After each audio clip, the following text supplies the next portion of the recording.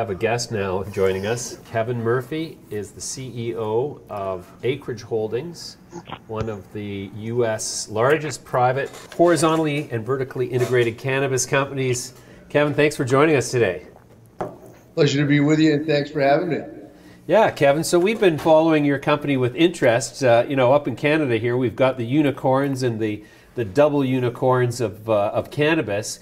Yet we've been watching Acreage come together, and it's looking like, by all accounts, it could be an instant unicorn if and when it decides to go public. Is that within your sort of plans? Well, you're very kind, and I appreciate the well wishes and, frankly, the enthusiasm. We think we've done a pretty good job here, and quite candidly, we do aspire to be one of the most dominant players in the United States as it relates to cannabis. We started this journey very early on. We were probably one of the first to be involved with cannabis, legal cannabis, on the East Coast.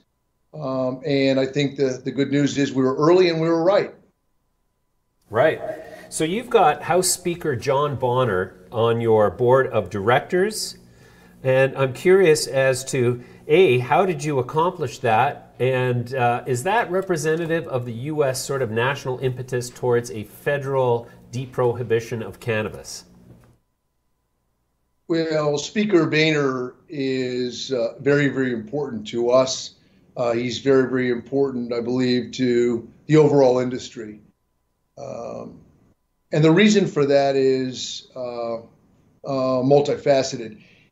Speaker Boehner has historically been a naysayer on the legalization of cannabis, but given the fact that he was the Speaker of the House here in the United States, representing the people of this country, and ultimately, and quite humbly, I was not the one that convinced Speaker Boehner that this was a good thing. I think the people of this country convinced Speaker Boehner that this is a good thing. Cannabis on the medical front, 94% of this country believes that cannabis should be available. And on the recreational front, 64% of this country believes it should be available. And so in turn, the speaker is just mirroring what the people have stated, and that is that this should be available to Americans that want it. It's very it's Steve Meisner here, by the way. Pleasure to meet you. Pleasure to meet you.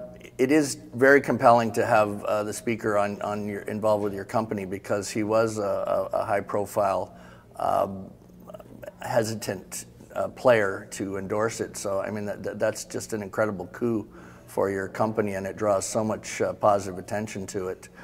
We see that you're in 11 states. I mean, that's just a huge footprint. And can you elaborate on some of the challenges and maybe some of your skill set to get licenses in all those states? I can, Stephen. Thank you.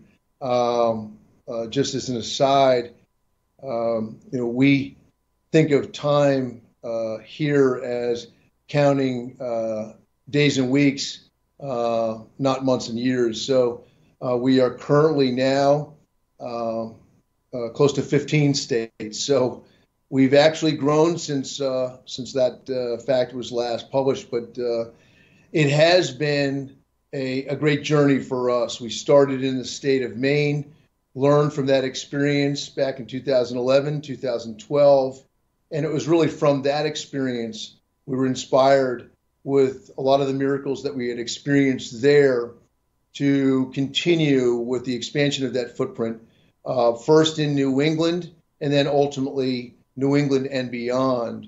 We focused historically on the East Coast, but have now moved west through Illinois, Oregon, California.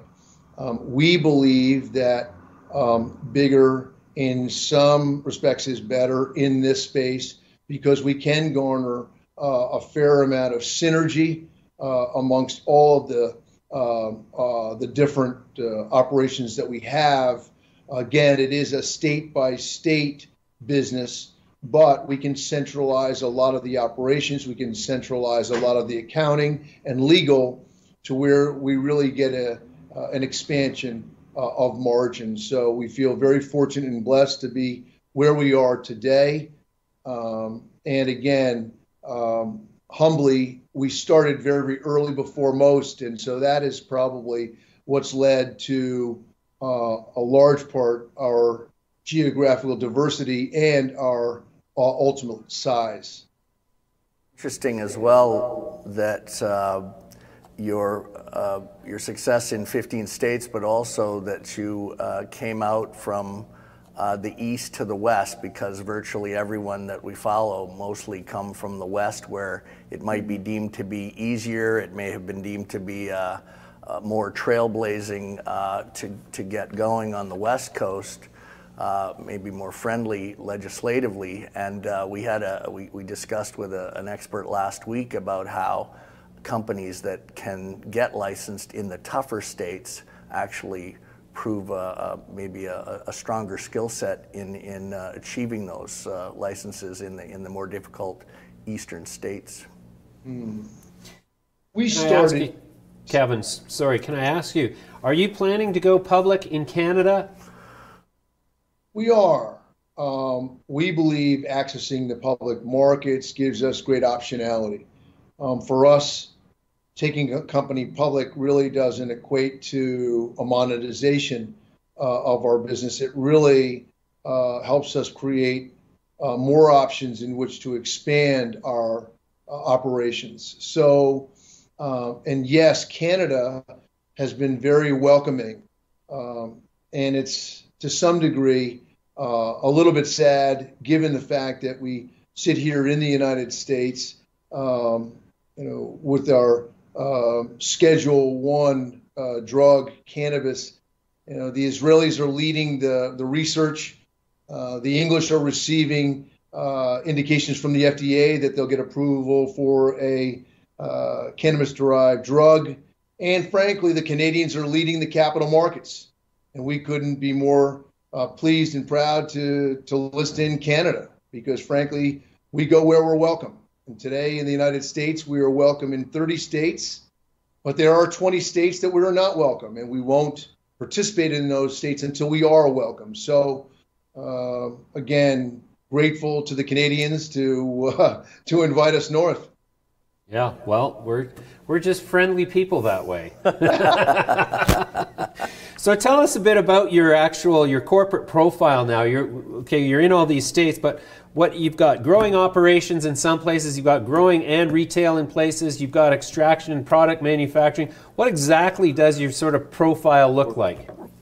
We're predominantly vertically integrated in every state. So in every state, we are growing, we are processing, and we are dispensing cannabis. There are a select few that we are not vertically integrated, such as Connecticut, Maryland, and currently Ohio. We do plan to be and aspire to be vertically integrated in every state that we operate. And the purpose for that is simply we'd like to control the entire experience from seed to dispensary. And so that's, from our vantage point, the ultimate.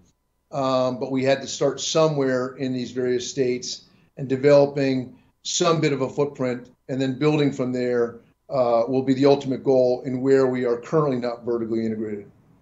Mm-hmm.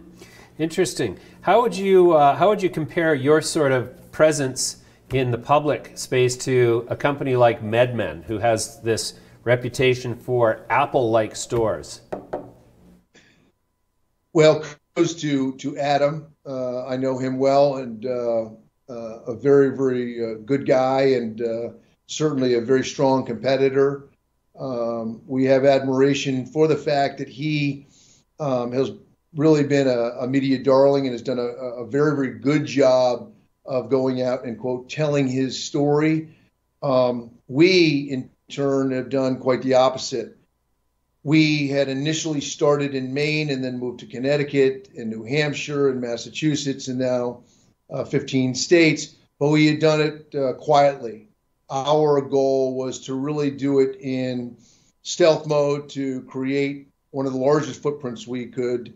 And then ultimately, as we had seen the social buy-in for cannabis over that period of time that we built this organization, now that we've gone to such a really an incredible number of this country that believe that cannabis should be available. Again, 94 for medical, 64 for adult use. It's now time for us to take the footprint that we have and really have essentially 15 flags in 15 states under one national brand. So it's taken us about 8 years to become an overnight success, but we, in turn, believe that that was really the best way for us to quietly and frankly most efficiently build our organization. So we actually did quite the opposite of MedMen. Kevin, it's interesting that you use the word stealth when you're telling about how you built this company quietly in the private market sense for 8 years.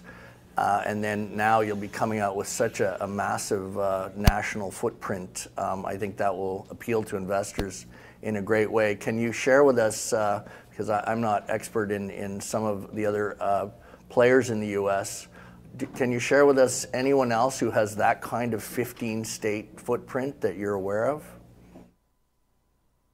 I don't believe there's anyone that is quite 15 states. I do believe that there are others that are aspiring to be as large as we are. I do think that some of the multi-state players, such as GTI, Green Thumb Industries, has done a pretty decent job. I also believe that Paliatech has done a pretty decent job. But again, I think that given the sheer size of the marketplace here in the United States, we find ourselves in the unique position that we are essentially rooting for everyone. And to have Speaker Boehner join us, one of my competitors said to me, Murph, it's really the first time that I can remember in this space that someone has done something so incredible for their own organization, but has been so impactful and so positive for everyone else in the business. And for that, I thank you and commend you for the work you've done. And that's a proud moment for us because, again, to us, it's not a zero-sum game. We rejoice in other people's success and happiness, and we're really rooting for everyone to do well because we believe that beyond economics, yes, we are going to make a lot of money in this business. We intend to for our shareholders and for ourselves. But as I've often stated, the Lord loves a cheerful giver, and you better have a lot of money to give if you want to be cheerful. And we intend to make a lot of money. We intend to put a lot of money back into research and really helping people help themselves, such as veterans of this country and people that don't have and can't afford the medicine. We want to make it available to them as well. Can you describe maybe the profile a little bit about how you've been able to get funding for 8 years to such a degree in the private market to date? I mean, I find that very compelling. Well, someone once said to me, if you want to be a millionaire, start with 10.